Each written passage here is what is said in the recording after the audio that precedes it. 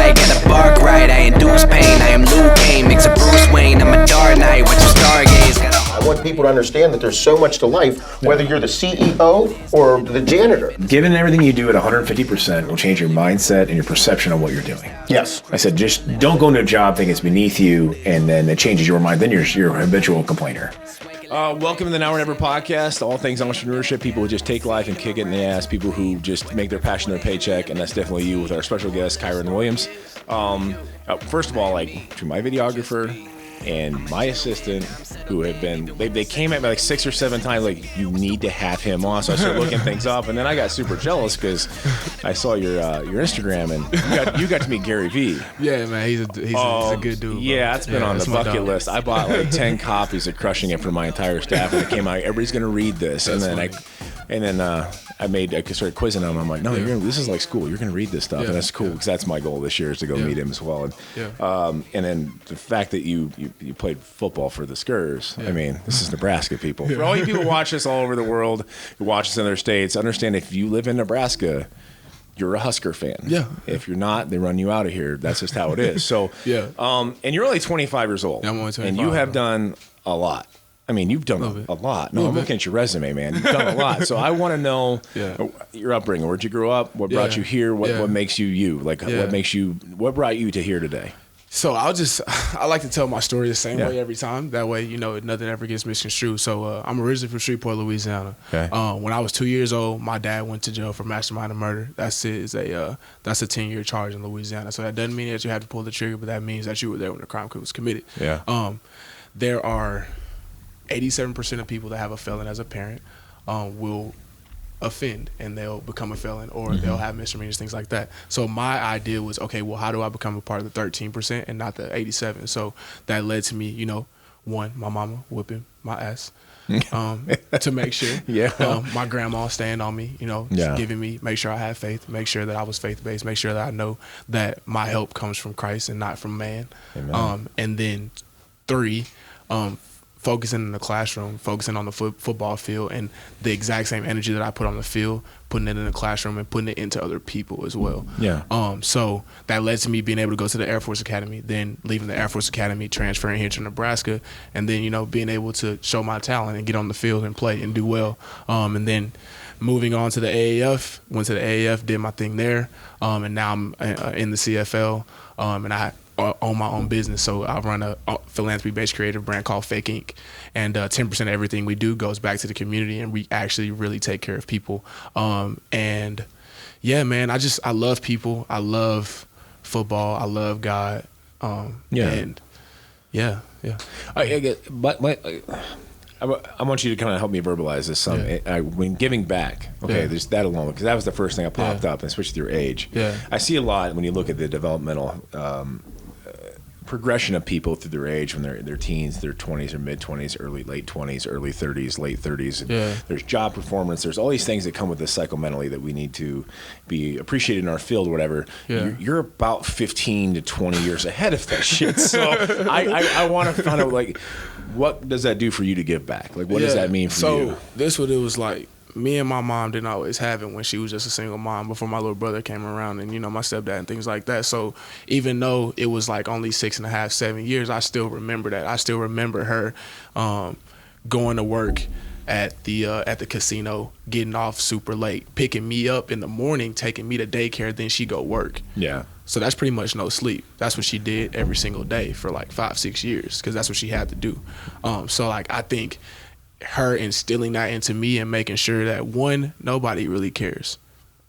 Yes, your parents care. Yes, your family care. But how many dollars are they going to send you? Yeah. It's going to start to dwindle down. You can't ask forever. Yeah. So eventually you're going to have to create it for yourself. And so that was my whole thing was I will never allow myself to have a pity party. I will forever grind. Yeah. And I will die trying. And that's a fact. Yeah. I like it. I mean, it's...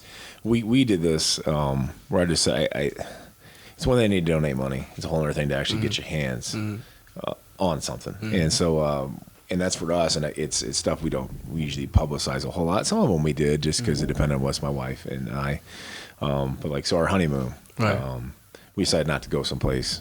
We went to Mexico, and we went and built houses. That's dope. for 4 days and slept That's in dope. the tent. No That's dope. running water. That's dope. Oh no, but yeah, you understand, like no running water for Yeah. 4 days. Yeah. And now you get real close because you showered in 4 days. You know, I'm like, I go, this is love right This is here. love for real. Yeah. And it was funny Yeah. because we took our oldest with us, and she was Yeah. 16, 17 at the time, and I just get them knock off their horse a little bit. I'm like, you Yeah. understand how good you have it compared to Right. like what you think other is people. this versus other Right. people, and this is a. I still don't think we can say the name of where we were at just Yeah. because it's And, targeted a lot. But it's yeah. one of those that I came back from that, just changed. I was like, donate money is one thing, whatever. Right. We have 6 kids, so we don't Yeah. have a lot of extra. But, Right, yeah. but like we can do stuff with our time. Right. And so we do that. We've done that here with And time is way more valuable than Oh, it is. than the dollar will ever be. They're not making any more of it. Yeah. That's just it. That's time. And Yeah. so we, in between Open Door Mission, seeing a friend, so it's Yeah. kind of been our mission as a family to do. And we've done Yeah. that with our companies too. We've Yeah. actually said, and not everybody always shows up. Right. But we don't make it a mandatory thing. Right, we're like, yeah. hey, we're going to the Open Door Mission. We're packing Right. boxes today. Right. 2, 3, We 4 definitely of need them. to team up on some stuff. Well, but the thing is, yeah, we love to. do it because we're like, hey, we'll do it first. It's always lead by action kind of Yeah. thing. But for me, it's just something about the heart and the soul. And Yeah. and I'm a Christian, and, Yeah. and so I feel like to love everybody, Yeah, like, yeah. you've got to go physically love Yeah, people. That's period. how I look at it. Yeah. So what brought on the businesses and the Yeah. clothing company Yeah. and all, like what inspired that? Originally it just started off. So Fake Ink was just a concept, and I was like, I see all these different brands, I see all these different companies that it's about high quality, high price, low people. So they're not giving back to the community. They're charging this high dollar for this thing that they want you to think is high quality. Yeah. But probably really isn't. Like when you look at Polo and Gucci, they're Yeah. the same material. Gucci says $1,400, Polo says $140, Gildan says $40. Yeah. It's all the same material. It's just what you're putting behind it. So when Yeah. I saw, I was like, you know what? When I was younger, my mom sometimes couldn't give me the real Air Force Ones, so I would go across the street from the barbershop. I would go get the other Air Force Ones. Yeah. And some people would call me out, and they'd be like, bro, your shoe's fake. And I'd be like, well, bro, my shoe's real. Bro. Like, Yeah. these are new forces, bro. So like my whole thing was when I created my company was that I wanted it to be for everybody. So us having a real love portion where everything that we do goes back to people, and then Yeah. us having a Fake Ink portion that is a high quality portion Yeah. where now we can drop high quality clothes, but we still and high price clothes, but we still know where it's going, and we still know what we're about because Yeah. we're really about people. Yeah. But there's people that like high fashion, so like let's make sure we attain to those people as well and take care of them. But let's not forget about those people who just want a $10 T-shirt, because those are the people that you need as well. So, yeah. Oh no, I agree yeah. 100%. I think that's. I was looking through your resume, and I'm just honestly was kind of speechless in a lot of ways because like I'm not a person like I don't kiss ass. It's Yeah, not my I thing. appreciate I don't you, know how to do bro. that. Yeah. I'm just real. Yeah, and I I'm not appreciate easily you, bro. impressed either. Yeah. And you impress the hell out of Appreciate me. you, bro. So and that's what with us, like it's the way we grew up and the way we're trying to have that appreciation for other people is just a little different. Yeah. My wife is 16 years sober, and went through all that with that, and I was homeless when I started my first company. I was sleeping in my car, and I was playing college ball. It was the coaches found out I was sleeping in my car for 4 months. They're like, "You have to live on campus or in the dorms legally at NCAA." I'm like, nobody needs to know. I'm right outside the rec center. Showers are 20 feet away. And I guess that's what we've grown up with a different kind of appreciation for things, and we laugh because our kids now. That's why we were saying earlier, like our kids now they get a little, a little high and mighty. I'm like, oh no, I don't think so. Right. Don't tell me you're bored because I'll put you to work. It's just it's a little different. And tell me, we're gonna circle back around a little bit on some things. So football, Nebraska, like who were your coaches? Because Chad was bringing up some different coaches. Like who'd you play for? So I came with Coach Bo, Okay. and then I had 3 years with Raleigh. So a close family friend, Ronnie Prue, actually played for Coach Bo at LSU when they went to the national championship. Oh, nice. He's really close with my family, and so he was the first person I called. So when I left Air Force, I pretty much had like 2 weeks to figure out where I was going.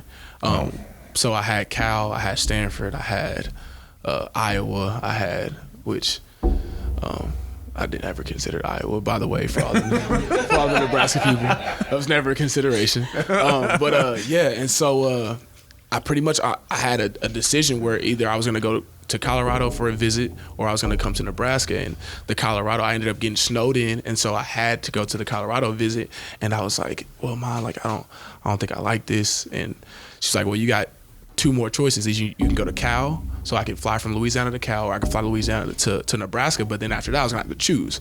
Yeah. And so I called called Ronnie, and I'm like, hey, big bro, like, what do I need to do? He was like, bro, if you go anywhere else and play for anybody else, you're an idiot.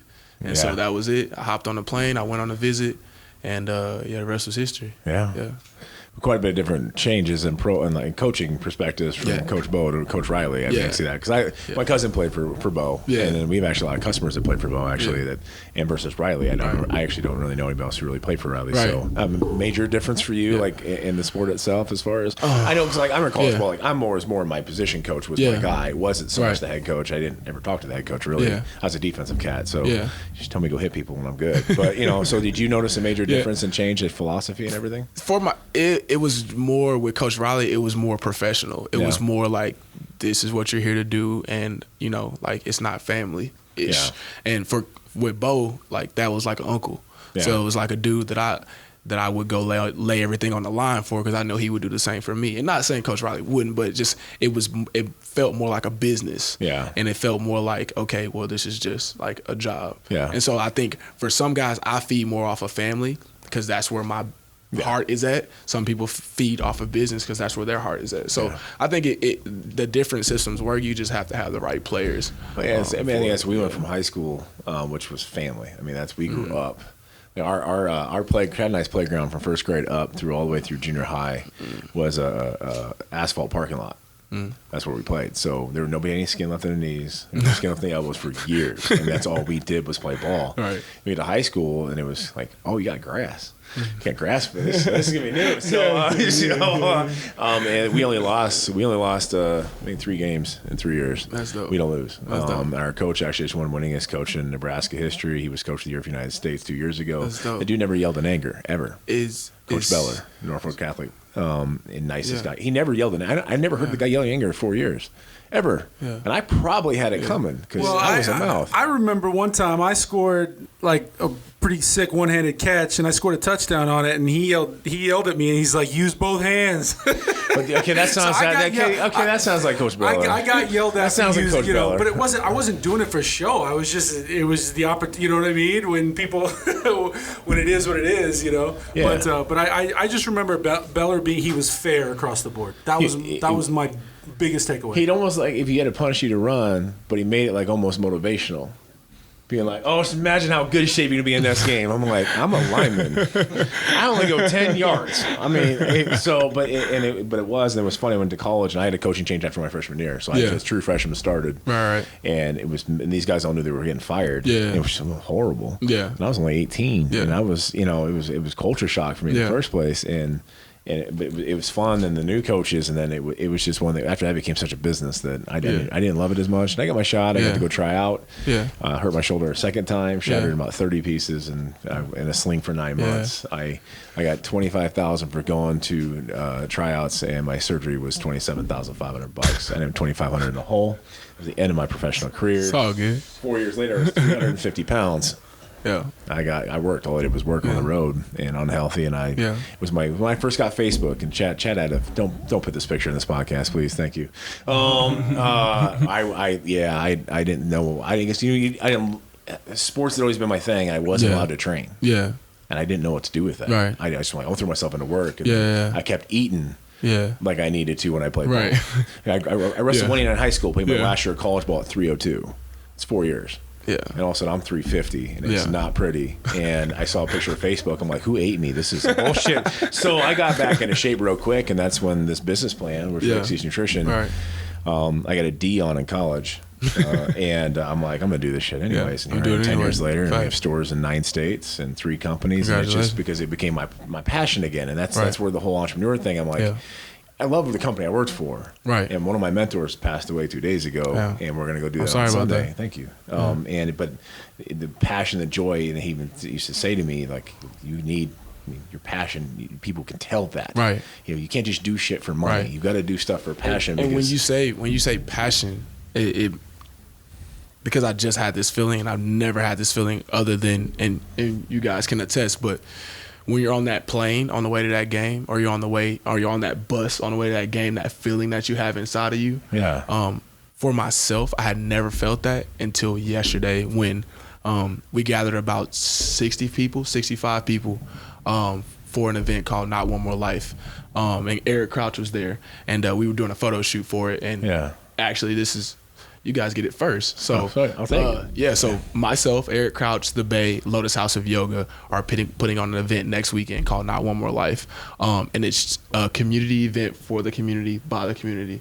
And it's just to show love and to show what real love looks like. And there's estimated going to be 3,000 to 4,000 people there. So I want to invite y'all to come out. Yeah, absolutely. Yeah, absolutely. 100%. Yeah, I was going to circle back to culture because you said you're from Louisiana. Yeah, I'm from Shreveport. What was that like that all of a sudden you're going to end up in a place that's snows and, I mean, like the Four Seasons, like what was that like being here, and then the culture shock? So for myself, I love Mardi Gras.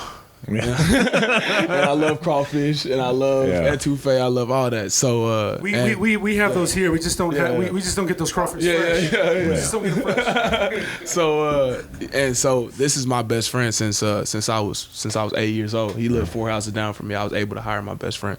That's so awesome. That means something to me. But when I got here, it was like, all right, well, guess I'm gonna go work out. Guess I'm gonna go to practice. So for me, it helped me, and I saw Nebraska as being like my bat cave because I could stay low key, I could grind, I could stay focused, I could play football, I could do school, and I wasn't worried about a lot of the other things that my other friends were worried about, and I appreciate it now. I think back then I was like, damn, bro, I wish I could hit the beach every day. But I think the friends that I look at that were doing that every day are lost right now, and they don't, you know what I mean? So, and you'll definitely notice at your age, some people are done with school, they're at that age, they're at the age where they're starting to either have families or think about it. And it's funny you said, but like Chad and I, since we were 6. Yeah, I was gonna say it's similar stories. I mean, I was always funny because we were talking when we saw his mom back when the Pittsburgh show. She lives there, and she was the first OG hustler I knew. Yeah, because she used to put us in the back of her car. She would go, she'd go to baseball card conventions. Yeah, and Chad and I we'd run around like a Holiday Inn Express someplace. Like, don't break anything, it's expensive. And so she would like sell baseball cards. That was her side hustle on top of her other business. And so I major props to Chad's mom because she's one that taught me. I'm like that. I thought that was fascinated. You know, 'cause my parents, they did a great job. They worked hard. My stepdad and my mom, but his mom, she was like the side hustle on top of the other hustle. And I'm like, and that's Mama Sue. And then we just and it was funny. So when I started doing the podcast, I do so much public speaking. I just never put it on video. It was a Gary Vee thing. I'm like, I need to be recording this shit. I've been talking to high schools, universities for years, and all this stuff, and I just never put it on video. And I didn't do it for pomp and circumstance. My way of giving back was like, I'm gonna tell you all the things about entrepreneurship and business and things I can help people avoid the pitfalls that I didn't know about. And I think there's been a huge jump within the past like 18 months. Oh, big time. I think versus what people actually like, because there was this little point where nobody was using it, and then everybody criticized it, and then half people criticized, half people used, and now it's changing the world literally. Oh, I agree, 100%. And it's Chad came in, and I already bought some of these microphones, but I realized I don't know anything about social media production at all. It's just not my bag. And so I did like 2 or 3 podcasts, and now like I was screaming at an iPhone from 30 feet away. I'm like, I'm done. And Chad shows up and kind of gives us this big pitch. I'm like, well, I got all this stuff in a box. And he goes, your stuff's good. I'm like, let's do it. And that was pretty much the extent of it. So now I get to we started with this basically the same setup, but we didn't have the cameras. We were using my cinema cameras, and they were fine, but it's a lot more a lot bulkier. And then we had blank wall. I don't think we had the TV up yet and all this stuff. So we just started slowly but surely building this thing. And then pretty soon, the Feroci episode was great. And then we got the Kuklos and stuff like that. And then we got you guys on. And it's just, I feel like it's grown. It's been an evolution. It's been a culture shock for us too, because we're learning how I had 9 followers on YouTube, and I'm like, well, whatever. At least stop spending more money on dumber But the shit. biggest thing is we're learning what not to do for social media. We're like 13,000 followers in like 8 months, and we had 500,000 minutes watched in about 60 days. And actually, Brittany's been probably one of the biggest draws. Every time she's on, time she's on an episode. I get the splash from my very good looking wife, but it's been funny. And I just told him, like, I think it's because we kept it so real. Right. You know, we don't. I'm like, there's enough pomp and circumstance. And I applaud y'all too, because you guys aren't 18, 19-year-olds who could just sit on your phone all day. No. I think for you guys to get to the point where you have it really shows grind. It really shows the fact that you had to go learn and work and then make mistakes and then come back and then redo it and then refine it. And that's the thing. It's I can tell you like how many we've had on or questions come in. Chad's got to see some of the messages that come in, and that's the shit that means a lot to me. Right. Like, hey, like, I don't know what to do. Like, I'm here. I'm stuck. This, that, or the other thing. And then Brittany's one when she talked about when she, you know, went to rehab and she was a single mom and she was going through all that. And there's people that need to hear that story. And they do. Yeah. And it's real. And I think that's what we get a lot of people are just like, you guys don't filter shit. I go, I don't know how to. Yeah, that's the thing that social media's kind of become is this sort of like selfie culture, narcissistic and stuff. And we wanted to make sure when we started this that it wasn't going to be that way. Right. We were going to kind of take the stigma away from either, you know, bodybuilding or fitness in general. It's not about narcissistic. It's about, you know, doing something that you know betters your life and betters other people around you too. And with you saying that resonates to me so much right now because what I'm standing for and what I've been standing for the past I finally have had the opportunity to use my voice starting Friday. I felt like as a professional athlete, as a black professional athlete, especially, because we all know. 4 years ago, Colin Kaepernick took a knee. Right. And everything that came from that, professional athletes were scared. Yep. I mean, you had your LeBron Jameses who already had their money. Yeah. You know what I mean? You had those guys who could say something. But for the guy that was on the 53-man roster and you number 54, probably not saying too much because you know what comes with that. Right. So for myself, I was like, I see what social media can do. I see what it can be. I see the lives that it can affect. I see the lives that it can change. And so like myself, Eric Crouch, I've been working with Taylor Martinez. We're working on developing an app to where now there's a policing system for the police. And it's, when I looked at it, it was like, okay, well, that's like if I was in the NFL and we didn't have Roger Goodell, right? Yeah. And I just said, hey, Roger, don't worry about it. You don't have to police us. We're not going to take steroids. We're not going to smoke weed. Oh, yeah. I'm not going to hurt my girl. I'm not going to hurt my girlfriend. Yeah. Don't worry about it. It's good. We'll police ourselves. And then this one guy takes steroids and it's like, oh, that's just one bad apple. He's not. Right. And then another guy takes steroids and then the guy hits his girlfriend. And then it's, oh, well, those are just a couple bad apples. So my thing is that there needs to be an accountability system outside of that full accountability system. And it's not black versus white.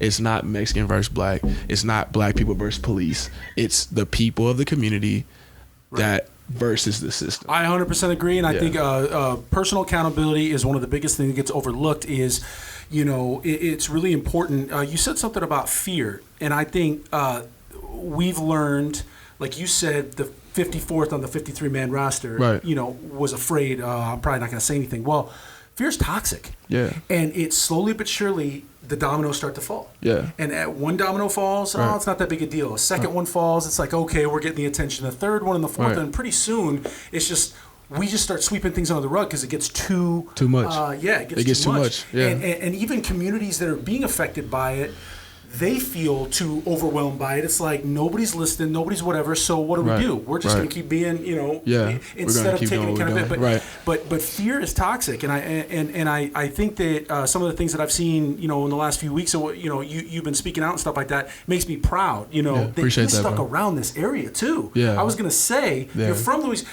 You're done playing ball here. I know you're in Canada playing ball, but why stay? You felt a duty? So for myself, Shreveport, Louisiana, I don't know if you know a lot about Shreveport, but we have one of the highest unemployment rates. Yep. We have one of the highest murder rates for kids under the age of 18 for African American kids. No terrible roads, all that. Bad city, right? When I when I left Nebraska as a senior and I started to kind of, because when you're in Lincoln, you're just in Lincoln. Like Omaha exists and you might come up here and there, but you're not really here. Mm-hmm. Yeah. And so when I graduated, I actually started hanging out and being up here more because I was training. Yeah. And I remember I was with Bud, and I want to say I was with Bud and Jamie, and we were going to 24th and Ames, and I was like, bro, we in the hood. Like, this look like where I'm from. And so we started going more and more. I'm like, bro, this is Shreveport, Louisiana, if I ain't never seen it. Mm-hmm. So that is what drew me, and I said, okay, well, what if I could do this? What if I could change what's going on here? Because when you look at Nebraska as a whole, really you have 14 blocks. When you look at Louisiana as a whole, you have Shreveport that has problems, Alexandria, Lafayette, New Orleans, Baton Rouge. You know what I mean? We have so many hot spots to where when I looked at Nebraska, I said, okay, this is where I can make a difference because there's not problems in Norfolk. There's not systemic problems in Gretna. You know what I mean? I can hit North Omaha and I can actually make a difference. And so that is why I chose to stay. And so my big plan is, and God is so good, man. I had been working on a festival. I started an idea for a festival 2 years ago, and I wanted to bring a festival like how we have in Louisiana here. And I kept running into so many problems. God is so good that that same festival that I was trying to do, we're putting that on, and we put it on in 4 days. And now that's amazing. That's crazy. So I want to do festivals, and I want to take an amusement park to Shreveport and have that amusement park be the heart and be what businesses build around, bring malls, because we know all you need is one thing. For Shreveport, it's going to be hard for us to ask for a professional team. Right. But if someone who has influence, who has power, who has money, because we know now the dollar runs the world. It's sad to say, but that's what it is. We want it to be love, but that's not what it is right now. So you have to lead with love, then get the dollar, then take it back to your people and take care of your people. Right. Yeah. No, I 100% agree. I mean, everything you said, it makes me think like if we could get, especially in this area, a little bit more perspective. Yeah. From the areas that you've come from, and see, here's the thing. I think most people. I'm not generalizing, but even myself don't know how ridiculoly poor and hard and brutal some of the areas you've come from. Yeah, and I don't think we know it until we get up here. Right, and you know what I mean, like we just your existence is only existence you know. So it's like when we get outside of it, that's why perspective is so important. The night I went to pick him up. He was working at Applebee's. He had 30 person table. Left him no check. I said, nah, bro, we ain't never doing that again. Yeah. Since you never doing that again, you finna come up here. We finna do it the right way. Because I was able to see what it looks like outside of Shreveport. Right. Yeah. And a lot of people aren't able to see it just because they don't have the ability to even think about, like, they worried about water. They worried about their bills. Yeah. The last thing they're worried about is going to Denver on a trip. Right. Yeah. It's so crazy. And that's the thing is, I wish people around here had a little bit more respect. Now, God bless this place. I mean, I didn't think I'd ever come back. I've lived in New York, lived in L.A., I've lived in Iowa, I was shocked when he said he was moving back. Like, I know. And that's the thing is when I came back, I was like, okay, what am I going to do now? And I always had a passion for like content and film and video. I wanted to be an actor. He wanted to be in front of the camera. Yeah. He wanted to be in front of it. All growing up, he was always in front of the camera. Every play, everyone. Yeah. But that business was so LA wasn't my thing. But when I came back here, I didn't think I'd fall in love with this place, but I did because I found people were a lot more open than I remember. Now we came from Norfolk. I was born in 80. We were born in 80, so we had the 80s and the 90s in a small town. I'm mixed race. I'm half black, but. Like, you was the only black kid in the neighborhood. I was the only black kid in my school. I went to a Catholic school. I was the only for a long time. We had the Vadas, but they went over to Norfolk Public after in high school, and basically that was it. I was the only one on my team. So it was crazy. And I would always get these kind of little things from, oh, you're black, you're supposed to be good at sports and stuff like that. Just like, I was good. But that's the thing is like, you know, I would always get shit. And I felt like if people had a little bit of perspective, and so when I left and went to New York, I got some perspective, man. I lived in Spanish Harlem. Right? So everybody thought I was Puerto Rican. Right. Right. And I speak a little Spanish, but I mean, it wasn't like that. Right. So when I left Harlem, I lived in Queens. I lived in Kew Gardens, Queens, which is a huge Hasidic Jewish neighborhood. I had so much respect for different cultures, and I learned all these things. And that's when I started to go, okay, you know, if maybe when I move back here, I can bring some perspective. It's hard though. It's really hard. When we talk perspective too, would you guys mind like if I read something? So I wrote something, and it's literally for that. So it's to kind of give you some perspective on what it's like being a black man in 2020. So this says I'm standing, I'm sitting, but I'm standing in front of you today as a black man, a black graduate, a black business owner, a black professional athlete, and a black son. My father was incarcerated when I was 2 years old, and that day my mother was tasked with being a mother and a father. A story that we've heard time and time again. The time my father was sentenced to versus the crime he committed were not equitable.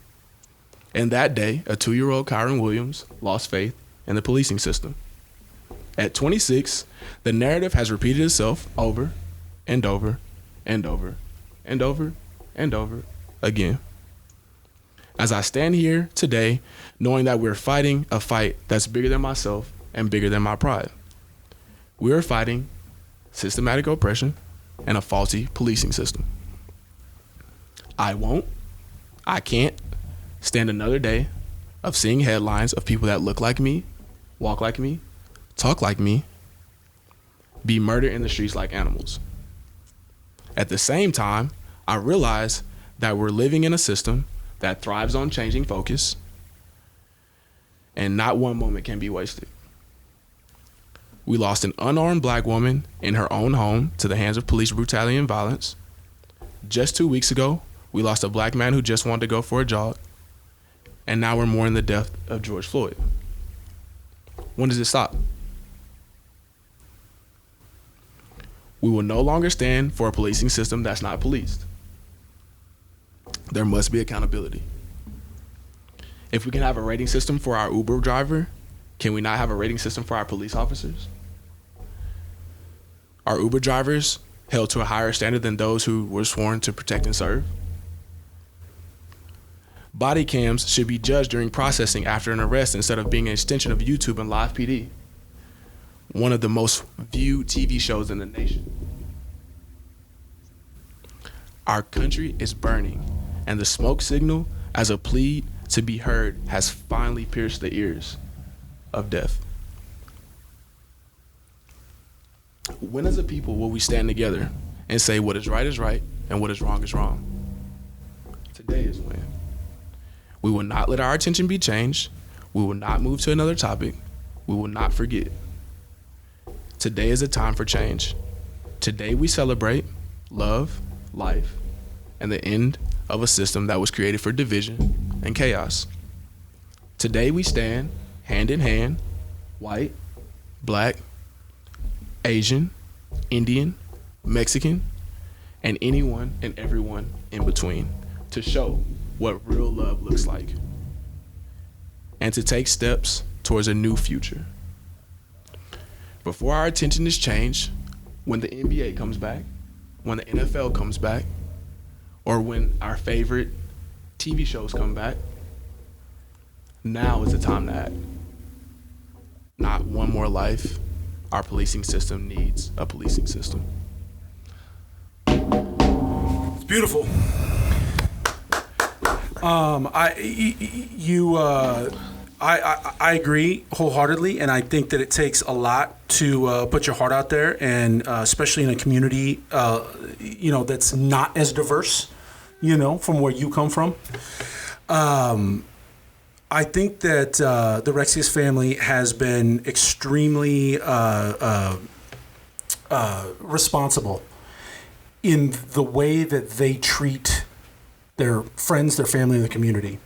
And everybody needs perspective, and I think everybody needs, we all need to step back, look in the mirror a little bit, take a deep breath, learn, listen, understand, and let's try something different. Right. We're not always all going to agree, and we can't. That's what, because we're human beings. Right. We're not, Here's the thing. It's we're not all going to agree. Chad, friends. Yeah. For years. Yeah. For years. We couldn't disagree politically, probably more. Right. But we work 8 feet apart from each Right, other. right. Every day. Every day. Every single day. And number love. And nobody has to die. No, exactly. You know what I mean? Like, that's the biggest, that's the biggest thing. And there were some things on social media and passion, Right. whatever, and Chad texted me, and I was dealing with some other stuff, and I go, listen, he goes, hey, man, I know you're mad. I go, I love you. Right. That was all it was. Yeah. And that's the biggest thing. That's the biggest thing we've been able to do is communicate. I know I'm wrong sometimes. I know he knows he's wrong sometimes. We can always come back, and like you said, nobody's got to die. Now, we know what you're saying, and that a lot of people are going to hear that. Some people that pay attention to this are probably going to hear that and go, "Oh, he doesn't like the cops." Go back and listen again. Anybody who thinks that, go back and listen again. He's saying accountability. That's it. So please just understand, cops are not. The cops are. So I will speak for myself. Yeah. So you're looking at a man whose father went to jail for 10 years for a crime that wasn't equitable to that. That's a murder crime. That's what you go for murder. You do 10 plus. He didn't do that.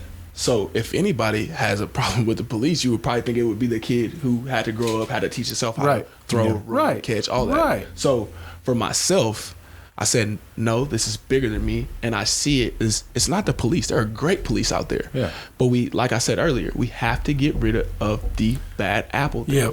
We have to create an accountability system. Accountability. It has to be a Sony, a Panasonic. There has to be a group that comes and says this is this important, and we need to lead it, and we need to make it happen. Right. You said it earlier. You cannot police yourself because, like you said, if we just do that, if you say, "Oh no, we'll police ourselves," like if you're in an NFL locker room, you police yourself. Right. Yeah. Slowly but surely, all these little things start happening, and then it becomes an avalanche. Analogy, honestly. That was a phenomenal Seriously. analogy, and it was something. It makes perfect sense. It was something, and I don't. And just preface this. I don't judge anybody based on whatever religion or God they follow. I'm a Christian. Yeah. And so that's just it's what it is. I'm a Christian. I'm a husband. I'm a father. I'm a business owner. Yeah.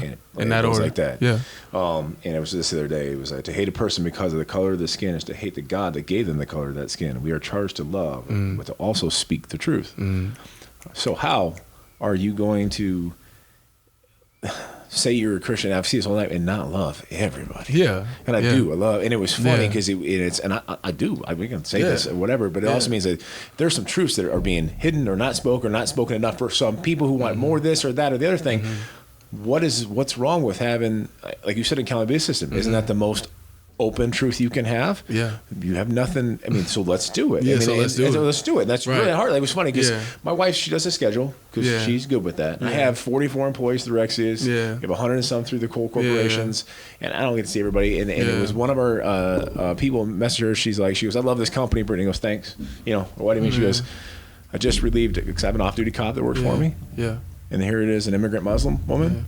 Who would then get relieved by another black man who all worked for me in the same shop, in the same store. And, I didn't even know. I didn't ask.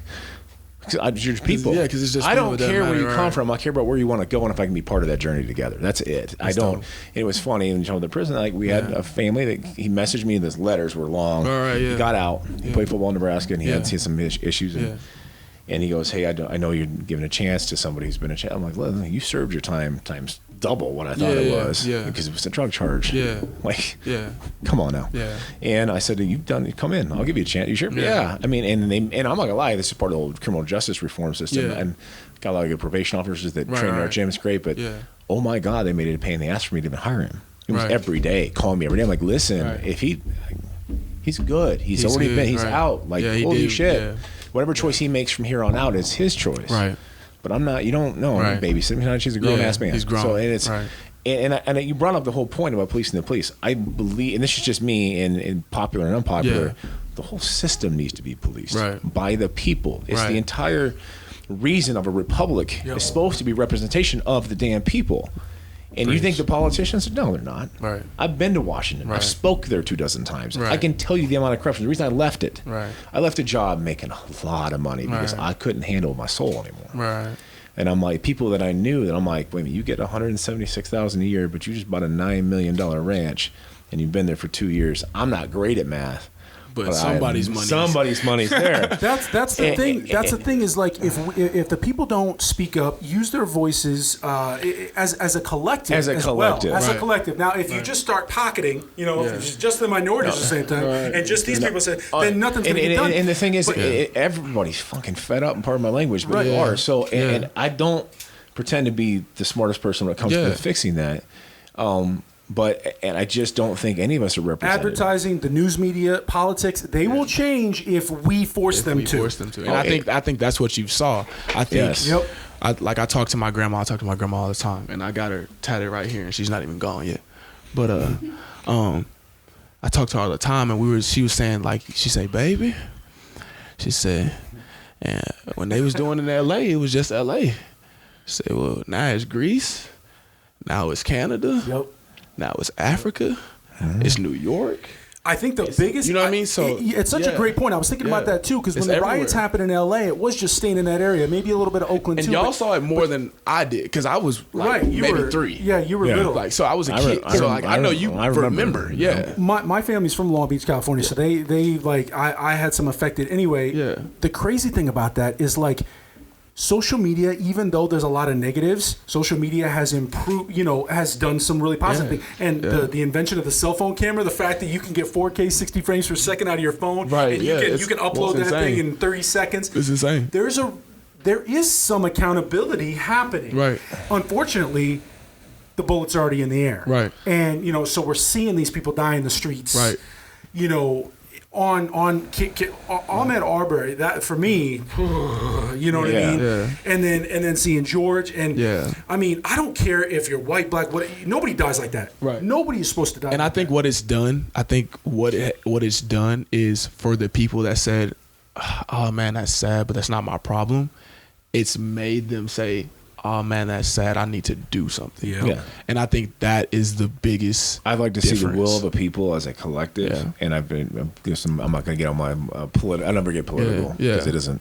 People get so polarized with it. And in business, it's hard to get political because you're. And I just love talking people because this is my thing. Like, I'm not even on us. Like, and I'm gonna say this on the public. I've never voted for president, and I have my own beliefs behind that. I have my own belief system behind it, and because I believe so much in people, I believe in so much in affecting the people that are right next to me. I believe so much in actually touching it. Like, go do it. Go reach out to people. Go call, email, do all that stuff. And we talked about this the other day. I've had enough of the lip service from people. Yeah. I don't think we're being represented. We're not. If it was, then we wouldn't be having the same problems we had in 1992 today. Right. Yeah. Like, go do something. So my thing is giving lip service. I'm going to go do this, and people who are in power are only concerned about losing their power. Right. So she did. So I'd love to see more national voting. Right. So that when they say go out and vote, you're literally everybody does. Everybody go out and vote, and it's not just like and not just people. vote for these 5 people to go make decisions for me. Let's put the votes on there. Right. Let's actually vote. Yeah. I guarantee if we put a vote out right now about term limits for senators, that shit is done in a minute. Right. We're allowing people to vote their own checks and how long they get to be in power. That's stupid. Right. I mean, that's just dumb. Right. Let's just put the power into people as a Into the collective. people's Because if all the hands. people, if we're all on the same page and we want something done, It'll be it's done. Yeah, I agree with all that. I And would love that I because think people forget though, voting though locally. If you're the federal stuff, I get it. Whatever, I still register. I still do it because I believe it's my civic duty. It's really the only way I can get my voice out there. But the local ones are the things that I've started to pay more attention to because those are the things that are actually going to affect a lot of the change on who the police commissioner is, right? You know, who the mayors are, who the people are that are going to make those systematic changes. Right, I like that. And so federally, they can only do so much because that's going to control sort of the umbrella. But you got to get those little underlying things in your state and your local. And I love the app idea because it allows people to have instant access to accountability. So this is fantastic. We got to hear more about that. So this is the idea, and I've talked shortly with Taylor Martinez about it, and he's very he's very into apps. So what the idea is that accountability on both sides. So as a driver, it will be connected to your insurance. And so once that officer pulls up, you'll get a ding. And before I even start, there's only 4 and 5 star officers can only be patrolled.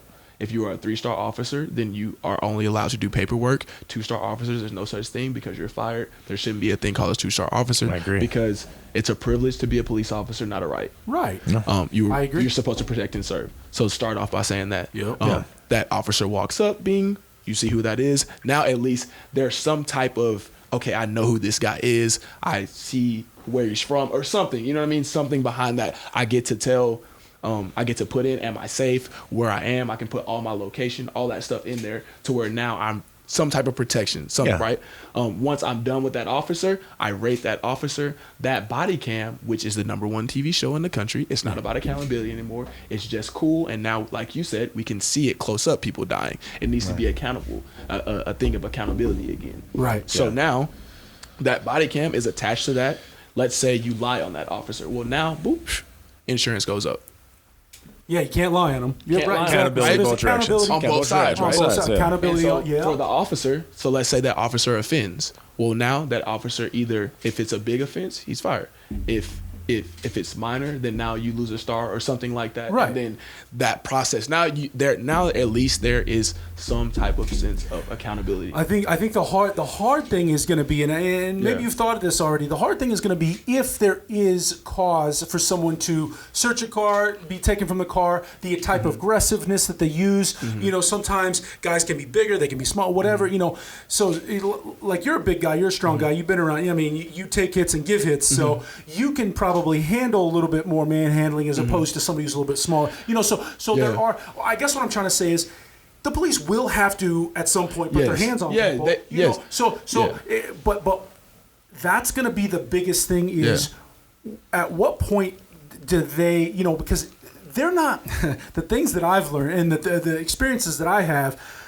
Police aren't very good at de-escalating. Right. They're very good at and that's what I was escalating. going to say. So the answer to your question is there needs, because we've seen it time and time again. People are dying. It's a problem. It's an emergency. So let's attack it like it's an emergency. So there needs to be courses on de-escalation. There needs to be monthly courses. Just like I'm a football player. Our coach just doesn't give us that playbook at the beginning of the season and we don't look back at it again. We look back at the playbook before every game. Right. You look, you know what I mean? You look at the playbook before you go out. You're a professional athlete and you still practice every day. Every day. Train every day. So when you put it in that perspective, it really isn't asking that much. I'm asking you to do and as taxpayers, we're paying you to do that. And if you don't want to do that, you don't have to. Nobody makes you be a privilege. Yeah, nobody makes you do anything. The thing that pisses me off so much is when you see somebody who doesn't want to get out of the car. And they will tug on the door, they'll break the window, they'll pull people. I'm like, okay, they're in their car. I get it. Maybe they're gonna flee. They're gonna run away. Whatever. There is a way for you to be able to. They've got a license. You know what I mean? You got a license plate. There's no reason to either end their life, pull their arms off, pull them out. You can apprehend them. You'll find them. You've got all their information, all this stuff. Now, I do understand that there are situations where it's just like, okay, they might be armed. Right. I get it.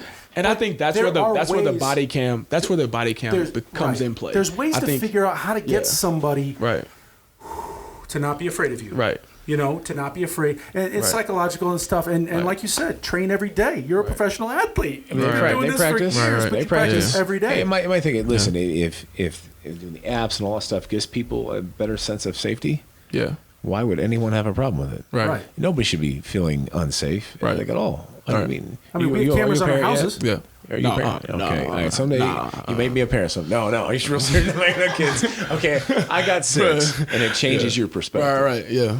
And it's funny when you have your first child, and they get to that point, like after about a year, and you realize that their feelings can be hurt. Mm-hmm. You immediately just get defensive as shit. Maybe another kid on the playground, and you just want to go whoop somebody's ass. Like, bro, why you made my son cry? That exactly happened. My niece did that to my son the first time when he was little. I was like, "Whoa, hey, don't touch my son." No. Yeah. And And then now I got my 20-year-old, and I got my teenagers, and it's explaining how the world works, and all these things, and it just changed your perspective. And I don't want my kids feeling unsafe to go anywhere, no matter what it is. And if that can give a sense of security to people, then why the hell isn't it already done? And getting the word out with social media with these kind of things is, I mean, it needs to, as a collective, if people demand, it'll happen. And it needs to happen. It needs to happen. 100%. And my biggest thing is that just like we love LeBron, just like we love well, people don't love Tiger Woods as much anymore. But you know what I mean? As much as we love these high level black athletes, we should love what they're saying. We should love and listen to what they're saying, because we're just asking to not have to be scared when a police officer pulls behind me. Like, and my girlfriend is white, so my girlfriend, I remember one time I was getting pulled over and I was messing around with her, and because I joke even in the tense situations, just that's my diffusing mechanism.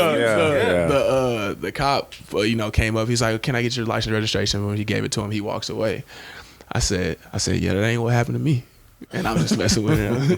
And she's like, what? I was like, a lot more happened to me. And but it was a joke, but at the same time, those are real things. Like when a police officer gets behind me, I'm not afraid of him. I'm afraid of the accountability system that's going to hold him accountable. Right. So that is what I want to change. I know I'm trying to do something extreme, but that's always been my thing. I've always wanted to do things that are extreme. So only people crazy enough to think they can change the world to actually do it. Yeah. Steve Jobs said that. And it was in my favorite quotes. If you don't think it, if you somebody's got to.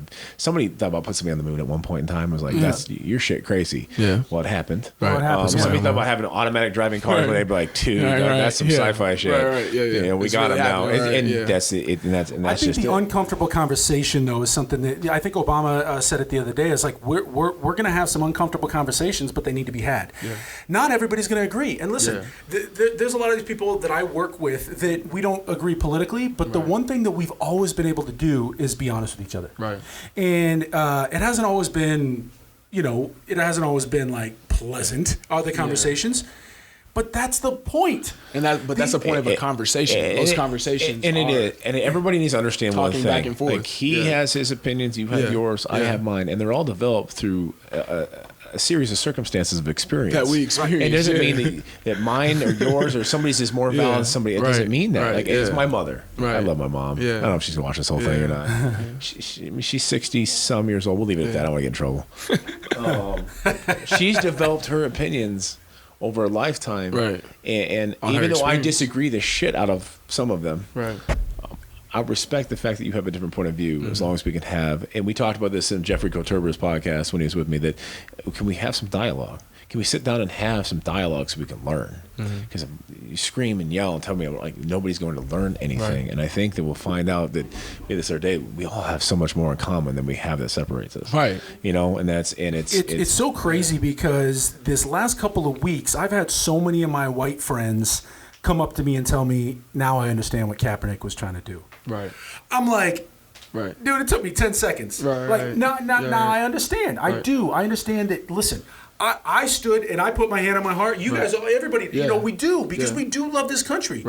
But that's the thing is, when you said in your poem, in your what you wrote, what you read, you talked about how people want to change the conversation. They want to change the subject because it is uncomfortable.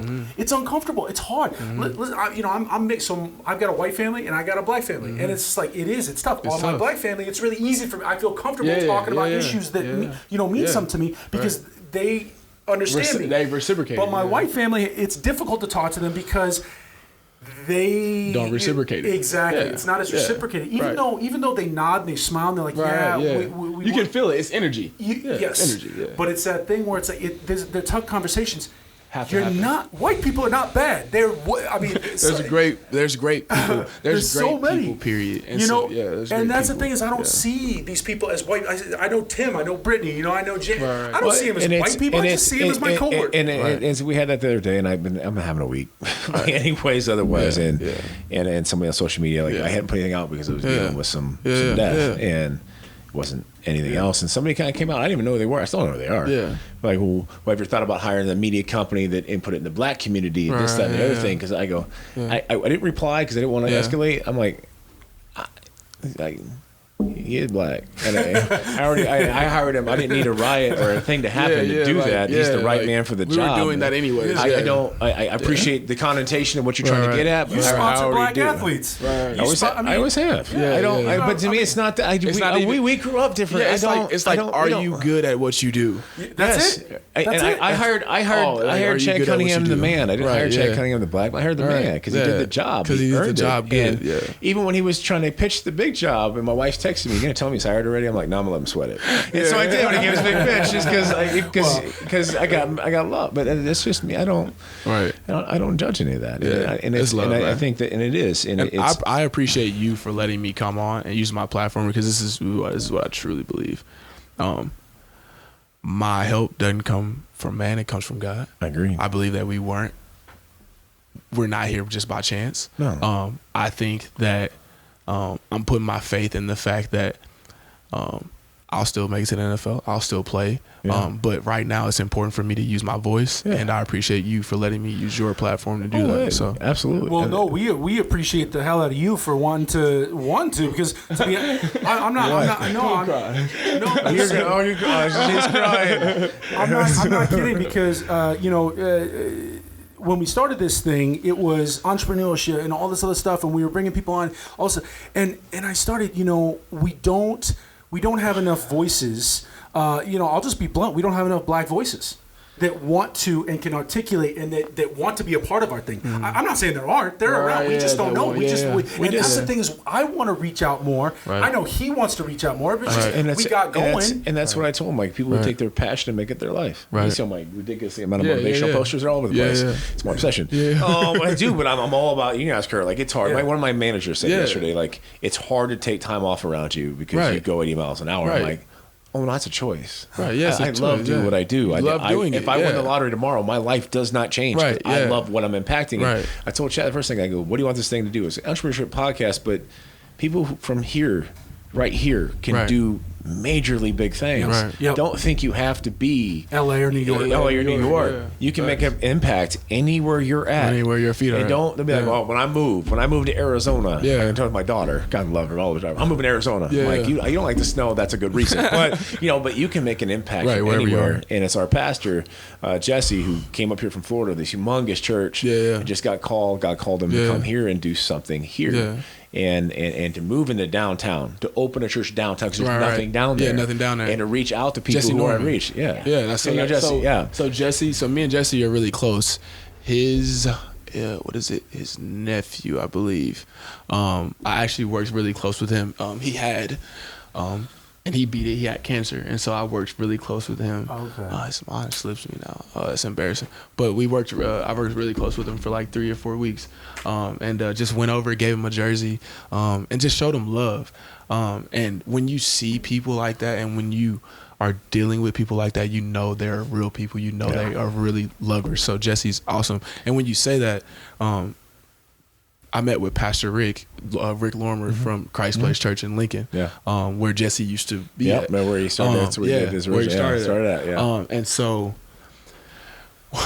what happened, like right when the AAF crashed, this was before I relaunched my business, I was torn. I'm like, there's no AAF. This is before the XFL was a thing. So there's no football. Like, I'm pretty much like, I represent myself. My agent just kicked me out. Like, they don't want anything to do with me. I just got done with this league. I only have like $8,000, and it's 48 hours, and I got to drive back from Arizona.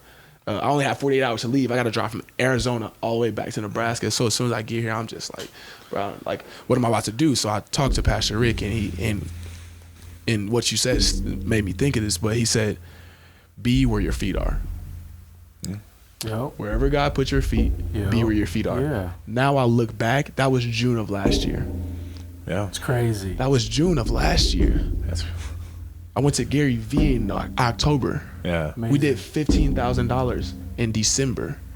We you know, like, it's just all the things that we've been able to do. Work with Thirst Project. They are a $10 million nonprofit business. We've been able to give over $3,000 to the Sienna Francis House. We've been able to work with just countless people, AJ Vanderchuck closely, NFL players. And like, it's nothing but God, because in that moment when I was driving back 48 hours and that league had ended and I didn't know what I was going to do and I had a car full of stuff, I'm like, God, where do I go from here? And it came from just being where my feet are. Now my best friend, who lived 4 houses down from me, don't got to work at Applebee's no more. Yeah, I wish I had learned that when I was 25, because I wish I had learned that when I was your age. And it's a small world. It's funny. I told her the same thing. I said, we'll tithe it forward, whether it be our time or money we have. Tithe it forward, and I'm karmatic. I come around, that's real. real. Look at it, and that's it. And I told her, like, it's just kind of nuts. Like Sienna Francis House, so they help. So buddy Vito calls me. Mm-hmm. Yeah, Vito's gonna throw him out. I told him I'd never publicize this, but I did. He goes, "Got $50?" I go, "Yeah." He goes, "All right, come meet me at McDonald's on 114th in Dodge." Okay. So when they're $50, he goes, "We need 100 cheeseburgers." Lady goes, "Oh, come on." We're like, "Just give us 100 cheeseburgers." Yeah. And so we drove down to Sienna Francis House, and we stood outside, called him Cheeseburger Man. And the other guys who wouldn't let in the Sienna Francis House because they were still drinking. So we would pass out cheeseburgers. And that's kind of how we got down there. And I told her, I'm like, I'd love to eventually, if I ever have money, our kids don't suck from me, like buy a building downtown or do something. Like I don't know anything about commercial pride. I've been watching YouTube videos because I don't know about it. But I told honestly, her, that crazy you say that. That's something I'm actually interested. I'm very interested in as well. I don't get it. So it kind of led to this whole thing where my little brother was in tax law school right when the 2016 tax law was getting passed. Yeah. And so he's like one of the few guys who understands the thing. I still don't get it. I watched a PowerPoint slide with pictures mostly, and I still don't get it because I needed that. And so I'm looking at these things called opportunity tax zones. And we're talking about red line districts, which is part of the whole institutional racism about areas. And you shared a video today. Yes, I watch your stuff. All right. And I watch all your stuff, dude. Thanks. You create all my stuff. All right. So, and we started looking at it. I was telling her this years ago. There's these things where you can actually get into these communities. And they're actually giving away these massive incentives to buy lands, put businesses, build buildings in North Omaha, in downtown, and it's all there. It's crazy. It's like I've never seen anything like it in my life. It's part of the 2016 tax plan. And Jesse went to his gala. We're praying, like, what are we going to afford? And I'm like, I told her, I need to help him get a building. She's like, how are you going to do that? I go, I have no idea. I go, we had negative like zero. I got nothing. We don't even have our own buildings. Like we're rent everywhere, and because we started over 5 years ago completely. And I told her, and then 2 weeks later, COVID. I'm like, okay, maybe that's. They can't hold church. And granted, it's this distancing. I'm not saying that's not necessary. That's a whole other podcast. I'm not gonna get into, but it's just funny. But I told her, I'm like, this is where I talked to you about Golden Stewart, the guy I played football with in college. He's like, you need to open a Rex's in down there in North Omaha. Right? I go, I don't know. Like, I have to buy buildings. I can lease this. I don't have that much money. Yeah, how does that work? When I told you I bought my couches in my house from Menards, that wasn't a joke. I legitimately bought that shit on 11% mail-in rebate. It was their Christmas present. I'm a cheap ass. But I think that there's a lot as we educate ourselves and learn and we work together. And if you said about I think you're working with Lotus House of Yoga. That's how we met her. Was on a flight right after we met Terrence Crawford. We met owner, and I was freaking out on a plane. Freaking out. I do not fly well. I'm a zoo. And she's teaching me how to do pressure points, and they became friends. And then it's Mary's dope, and her mom Ann. Ann, so we met. Then we met Mary. And then she went. And she was pregnant, and she went and did the pregnant yoga stuff. And small world. It all is, and that's where Terrence Crawford. I walked by and she who is that? I go, Terrence Crawford. Who's that? I go, watch some sports. Terrence Crawford, and he's kind of sleeping. You did not know who he was. Don't even lie. That's who I did. A T.I. walks in a plane, and I'm like, oh my god, I'm gonna fangirl in a minute, and it's gonna be bad. So anyway, I'm like, champ. He looks at me real weird. I'm like, I'm a fan. I should take a picture outside. That's it. I'm watching you. He goes, you're the nutrition guy. I'm like, that's me. That's me. He goes, well, I know Chet because Chet trains out of my gym. And I'm like, and he goes, you guys got 6? I got 5 kids. It's 5 kids. He goes, I thought I was the only one. I'm like, no, there's a bunch of us. So it's just a small world, but I think if we all collectively use these things together, we can all create some change. It's positive. I mean, for Tim, everybody. you said it earlier. There's so much more that that keeps us together than separates us. It And is. the problem is the thing that separates us gets weaponized against us. It does. You know, and listen, I don't want to point fingers at anybody. I don't want to point fingers at politicians. I don't want to point fingers at media. Yeah. I want to look in the mirror. Yeah. Because I want to go, what am I consuming? What am I doing? And Right. listen, they're not going to go away until we change. Yeah. They're going to it's- stay the same. So I'm not going to sit here and demonize the media. It's not their fault. I'm the one that switched it on. I'm the one that's listening to it. So I need to take my hold accountability to myself. Right. Woosah, take a Right. breath. Right. You know, pray, whatever it is. Be in the Right. community. Right. Talk to people. Look people in the have those uncomfortable conversations. Right. And then from there, Right. And that's where it starts. Gary Vee's got a saying. It's something I use all the time. I give two shits how big my house is, what kind of Right. car I drive. I don't Yeah. care. I care a hell of a lot more about the legacy I leave. Yeah. To my kids, Yeah. to my community, that leave it better than I got it, and that's I take my attitude with everything I do. Yeah. I'm gonna leave it better than when I found it. Yeah. So I mean, it's little things, and just in life, Yeah. much less the big thing. It's everything. And so, and my biggest thing is, and I'm probably gonna do when I leave here, but every time I ever meet with people, I text them right when I'm done. And I make sure that I do it the next day also, because most people, that energy, that's what they want. That's what they want reciprocated. Very good point. So that is my focus. That's how much I care about people. That I ask Byron. That it'll be days where I'm literally on the phone from 8 in the morning, 3 o'clock in the morning, Yeah. all day. Like all day, all night. It's crazy. And I'm talking to people. I'm fellowshipping with people. And I'm that's a really working good out. perspective. And that's it's I really like so. that. So Jama, who was super Jack, who was Yeah. it's like Jama was she was kind of hired. Don't need no alarm. No alarm, bro. No alarm. All day. And I'm like, oh, here you go. I saw that Jama was hired literally because between all the forums and everything got so big so fast I couldn't keep up. And then I told her first job was like, I need you to respond to everybody.